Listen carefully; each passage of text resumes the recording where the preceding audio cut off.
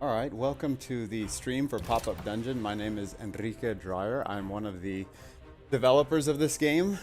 Just for a little bit of background, this game has been made by basically one family here in Dallas, Texas. We've been working on this thing for 7 years. The focus is to just basically be a creative tool for anyone who has ever wanted to create an RPG before. It's kind of a Mario Maker for RPGs, but the focus is on gameplay and storytelling rather than level design. So let's just get into some gameplay so we can take a look at the game.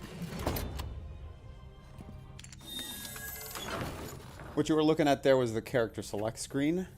Now we're on the campaign table. This is where you can tell a lot of your stories. All of these images and sounds that you're going to hear are things that you can import. So this could be a picture of whatever you want it to be. You can say whatever you'd like to say here. Right now I'm running the first campaign. So let's get started. For any of you who've been following this game before or even played the demo, you're going to notice something different right away.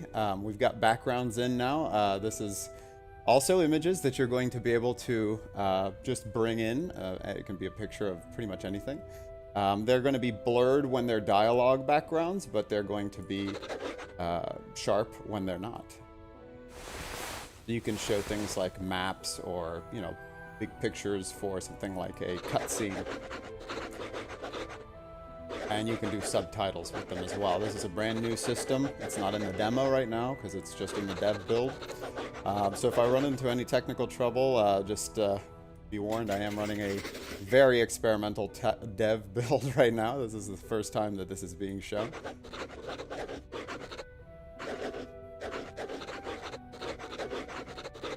So here the story is that I've been hunting in the woods with my friend, and he has some kind of illness that is causing him to leave his family. He's giving me this doll here to take to his daughter to remember him by. And I'm going to set out on a journey to try to find a cure for what ails him. So here I go and give the doll to the daughter. Say goodbye. The morning sun casts long shadows ahead of you as we set out on our journey to save our friend. And we're hunting the mystical towel, which is a union of tiger and owl. Towel sightings have become rare, but there's something in the wind that tells you this time will be different. So the game itself is basically, the gameplay itself, I should say, is a tactical RPG. What you're seeing here is the forest tile set.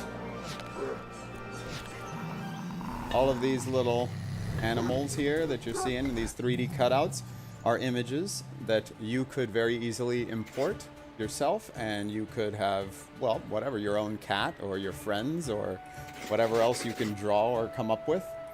Of course, it's not just a graphical thing. You can customize absolutely every aspect of the enemy, their stats, their abilities, their sounds, their AI, their personalities, everything about them, their animation style. You can see that different animals animate differently here. And of course, it's not just animals, it can be anything. And here are our characters. They're these little box-like papercraft thingies. This is a box cat based on my own cat, Chimazine. But you can make your own pets, you can make your own friends, whatever you want to do. Over here we have the turn order, so we're just going to get into some combat here. Do my bidding. I'm not used to all this darkness. There's 3 fights. Then We don't want to get in our way, so I'm going to leave this cat. We'll just leave that cat there.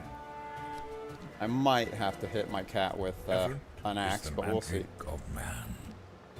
Hopefully we can avoid that.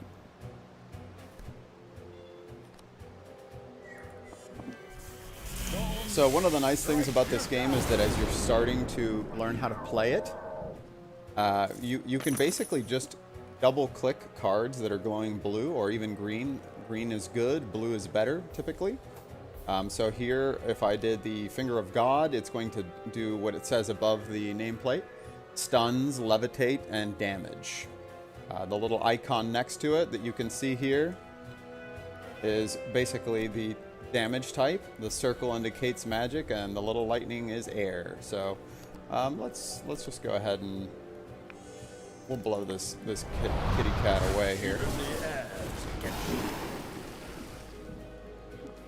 And let's see, we've got a question coming in. I'm streaming on 3 different platforms here, so got somebody helping me compile all of the questions. So if you're not seeing these questions, they might be on Twitch or YouTube or Steam. And let's see, the first question is, could you create, and I'm just going to set this to AI right now so that I can answer these questions as the game plays itself. Hopefully my AI won't get me killed. Could you create NPC allies that will appear on the board in this game? Yes, absolutely. So one of the nice things is any enemy that you create, you can transform into, and you can also summon as a pet. If you're playing sort of as the GM with the game creation, because you can create your own games, you can cause all kinds of triggers that will cause these things to spawn for you as allies. So it's not just summons and transforms. You can just have, you know, a cat that joins you, or a, you know, it could be one of these characters that, I mean, one of the enemies that you see here, like a wolf or a mountain lion, or you can bring in something completely different, like a robot or something that would just drop in from the sky and help you. The other question is, wait, they have voice lines. Can you record those? Yes, you can. The game comes with its own sound editor, so you can actually clip sound from even video files if you wanted to.